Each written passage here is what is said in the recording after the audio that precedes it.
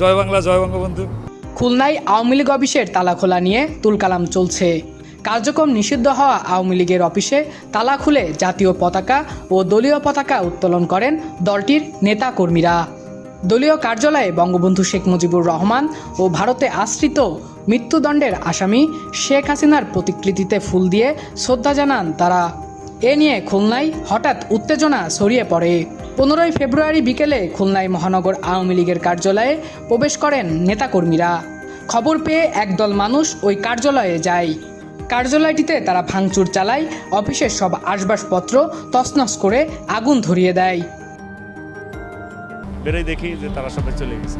8-10 জন লোক ছিল সাথে। জয় বাংলা, জয় বঙ্গবন্ধু। হ্যাঁ, দিতে ঢুকছে। তারা স্লোগান দিতে দিতে গেছে যে আর কি আপনার ওই যে ছবি দেখছেন তো, ছবি ফুল দিয়ে সাজায়, তারপর চলে গেছে। স্লোগান দিচ্ছে, স্লোগান দিতে দিতে নেমে গেল, আমি এটাই দেখছি।